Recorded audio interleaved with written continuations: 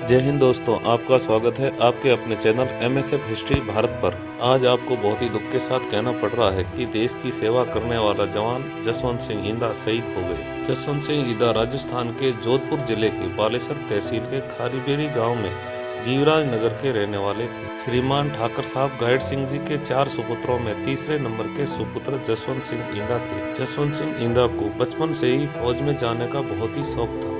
स्कूली पढ़ाई पूरी हो जाने के बाद जोर शोर से सेना में भर्ती होने के लिए अपनी लगन और मेहनत करने लगे। सन 2020 में वो घड़ी आ गई जो उनकी मेहनत रंग लाई और सेना में भर्ती हो गए। सेना में भर्ती होने के बाद उनको ट्रेनिंग के लिए Rajputana rifles Delhi training centre में उनको ज्वाइनिंग मिली। जसवंत सिंह की मेहनत रंग लाई और वह सेना में भर्ती हो गए। इसके लिए वो बहुत खुश थे। जो उनका सपना था सेना में जाने का, वो उनका सपना पूरा हो गया था। एक सैनिक बनने के साथ साथ वह खिलाड़ी भी बहुत अच्छे थे। हैंडबॉल के बहुत अच्छे खिलाड़ी थे, नेशनल लेवल के प्लेयर थे। सेना में ट्रेनिंग के साथ साथ उन्होंने खेल में भी बहुत रुचि ली। ट्रेनिंग के साथ साथ उन्होंने खेल में हैंडबॉल में आले दर्जे का प्रदर्शन किया। ट्रेनिंग पूरी होने के बाद जसवंत सिंह इंदा को 15 राजपुताना राइफल्स में पोस्टिंग मिली, जो कि उनकी पेरेंट यूनिट बनी।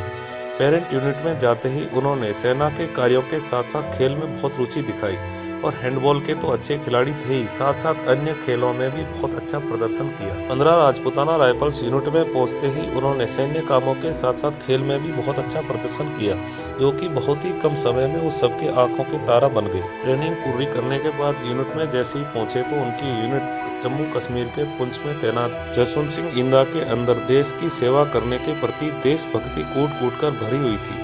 वह जब भी छुट्टी आते थे तो वहाँ के अपने किस्से सुनाया करते थे। जसवंत सिंह इंदा अपने किस्से सुनाया करते थे कि वहाँ पर किस प्रकार से उग्रवादियों से सामना होता था और किस प्रकार से लड़ते थे। जम्मू कश्मीर के पुंछ में 3 साल यूनिट के पूरे हो जाने के बाद यूनिट की पोस्टिंग पंजाब के फाजिल्का में हो गई थी। यूनिट के मूविंग के दौरान ही वह 1 महीने की छुट्टी पर आए थे और अभी यहाँ से छुट्टी काट के फाजिल्का में यूनिट के साथ रिपोर्ट करनी थी। 1 फरवरी 2024 को ही 1 महीने की छुट्टी आए थे। छुट्टी आने के 13 दिन बाद अपने निजी वाहन से वह जोधपुर किसी काम से जा रहे थे। जोधपुर शहर से वापस लौटते समय किसी अज्ञात वाहन से उनका एक्सीडेंट हो गया। एक्सीडेंट होने के तुरंत बाद आसपास के लोगों ने एम्बुलेंस बुलाकर तुरंत मथुरा दास माथुर हॉस्पिटल भेजा गया। 3 दिन बाद ही 16 फरवरी 2024 को वो उनका निधन हो गया। शहीद जसवंत सिंह इंदा अपना नाम अमर कर गए। जैसे ही घर वालों को सूचना मिली, घर वालों का रो रो कर बुरा हाल हो गया। उनके भाई बहन और बूढ़े माँ बाप का बुरा हाल था। जसवंत सिंह इंदा का पार्थिव देह शरीर सैन्य वाहन से उनके पैतृक गांव बालेसर खारीबेरी लाया गया। जैसे ही उनका पार्थिव देह शरीर पैतृक गांव बालेसर पहुंचा